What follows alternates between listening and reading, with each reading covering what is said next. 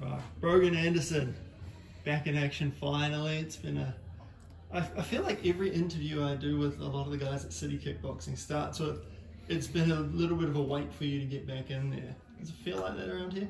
Yeah, well, it certainly has been for myself. 2 years, just over 2 years since I competed last, and that's not because I wanted to be resting, but there was a certain period where we were kind of waiting around for things to happen that just didn't quite materialise. So now that those things haven't materialised, we decided we've got to get back.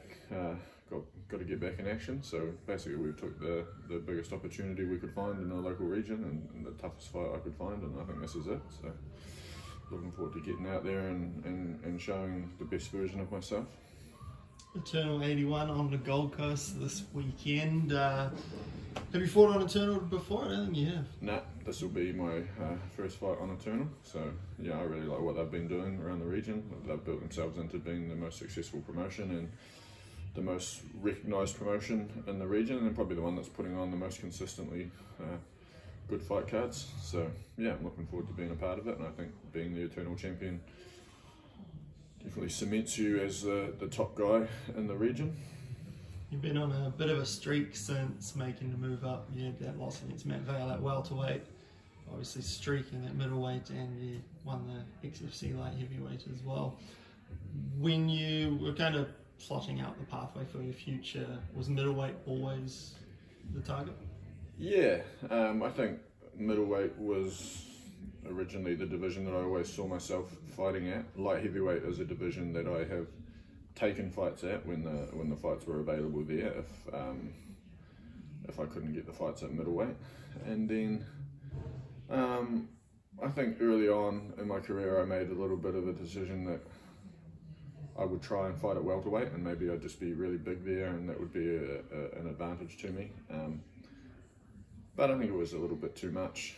But I still had some good success down there and felt good for a lot of the fights when I was down there. But just as I've gotten a little bit older, I think middleweight is definitely the best weight class for me. I've settled in walking around in the mid-90s, so making the cut down to welterweight would be a little bit ridiculous these days, I think. You were supposed to fight on that card in Sydney in September. That fight fell through. Obviously, the opponent got injured. He's basically stepped back, so you guys can have this fight this weekend with the belt on the line. Just how big a opportunity missed was fighting on that particular weekend? Yeah, I don't know. I thought it was going to be like a really big opportunity maybe to be there, and maybe the matchmakers would be there for the UFC card being there in the weekend, but I don't really think it mattered in the end. I think this is as good an opportunity as that was.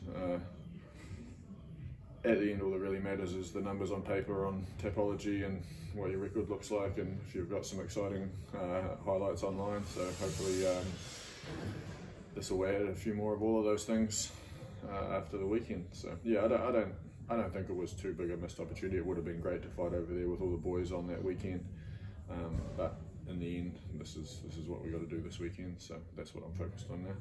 What do you make of John Martin Fraser? He's a quality fighter. I think he's yeah, really well-rounded guy. A guy who's got really good striking, good gas tank, good wrestling.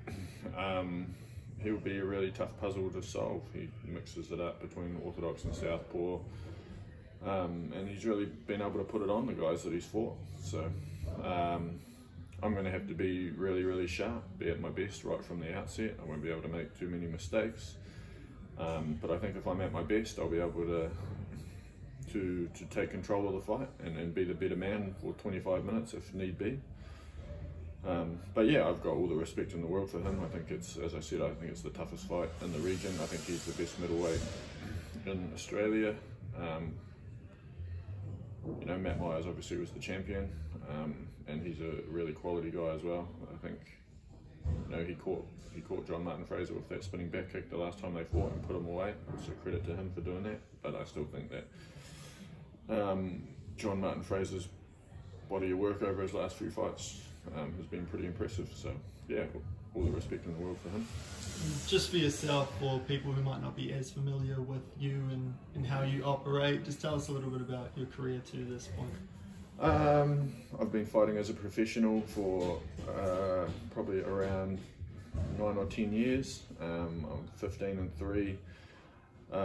As a professional, I'm on a 6-fight winning streak.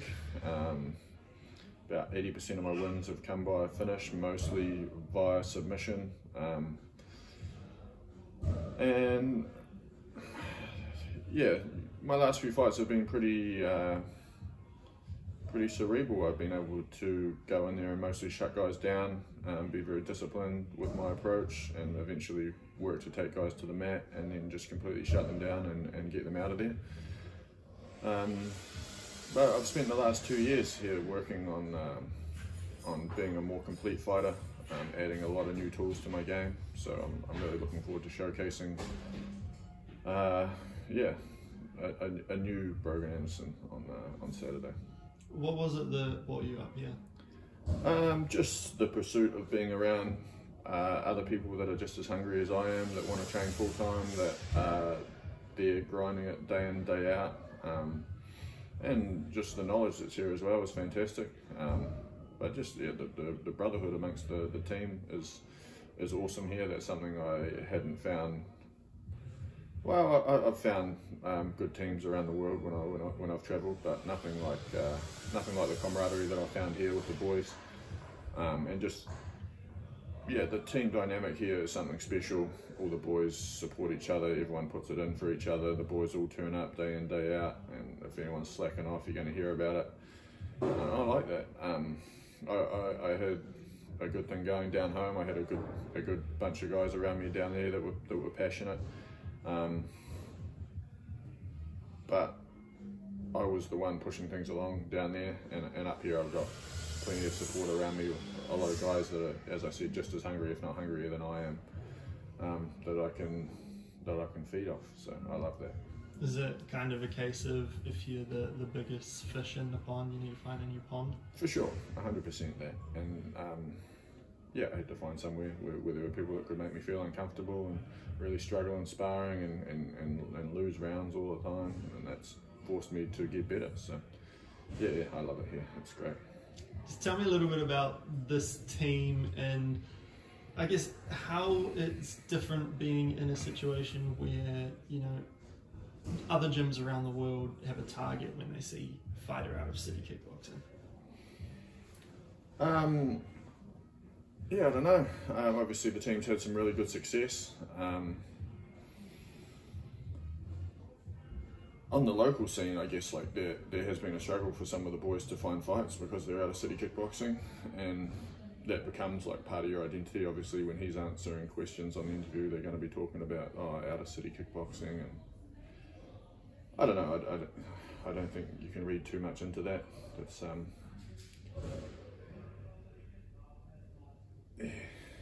yeah, that's not going to make me bulletproof out there. I'm still going to have to go out there and put my best foot forward and be a dog in there and be a complete fighter. So yeah, I don't read too much into that.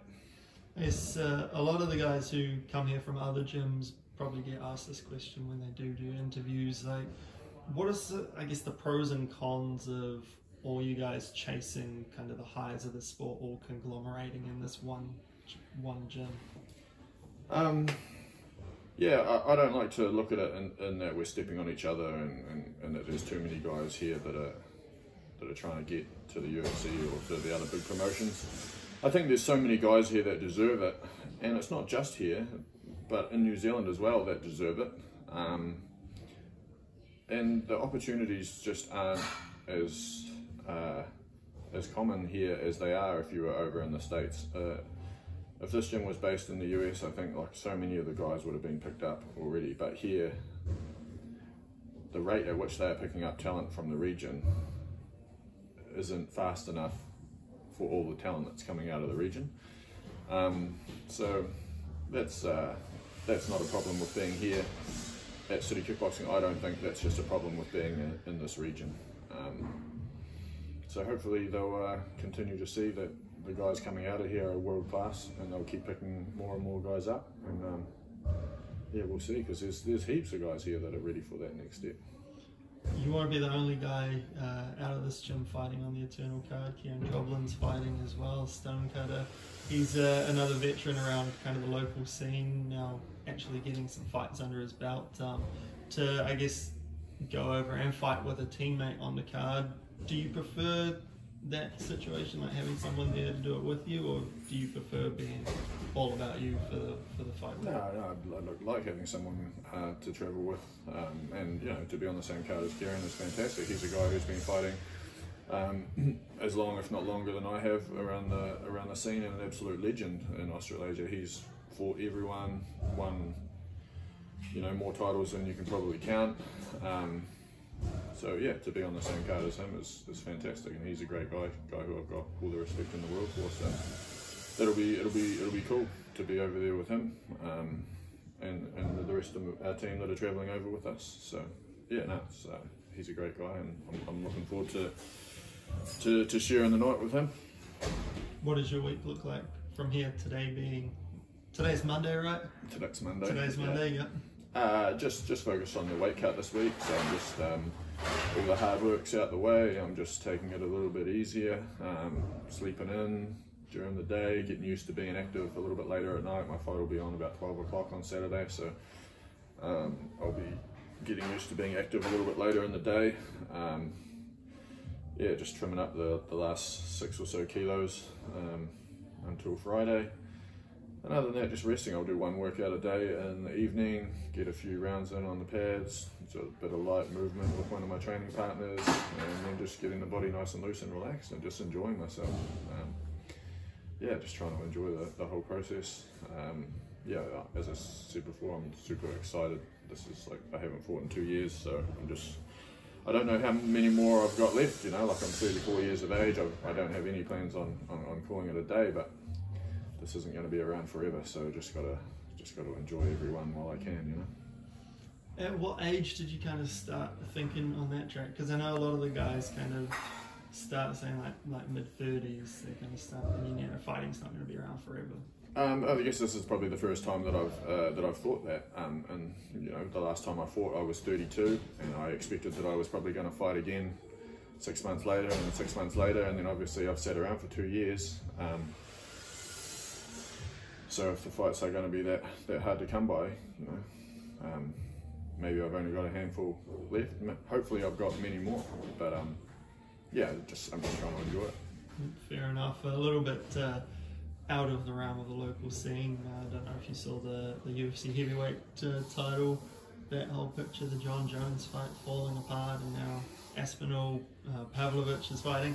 I was just wondering, if you as a fighter, which of those two fights would you prefer watching? Anytime John Jones is fighting these days, I think we should feel lucky to be able to watch. So I certainly wanted to watch John Jones versus Stipe. That would have been a classic fight, but more so just to see Jones, especially when he's still in his prime, to continue his body of work. It's a shame that he's going to be out again for another 8 months or so potentially. Pavlovich and Aspinall are guys that are going to be the future of the heavyweight division, so that would have been, and I'm looking forward to seeing that fight. That's going to be amazing. But yeah, for sure, the Jones fight would have been the one I wanted to watch. Obviously, City Kickboxing, people watching might hear a few of the power tools going on in the background.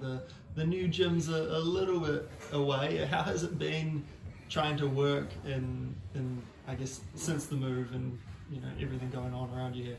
Yeah, I mean, just the week when we moved the stuff over, things are a little bit all over the place, but we've managed to get a good space together downstairs, and there's still a lot of work to be done, but the place is coming together, and I just think being in the new space, there's a good vibe down there. Everyone's excited about what's to come. It's something fresh. So yeah, it's been a positive thing across the board, I think, and certainly hasn't affected my training at all. I've still been getting it in every day, so no, we're good.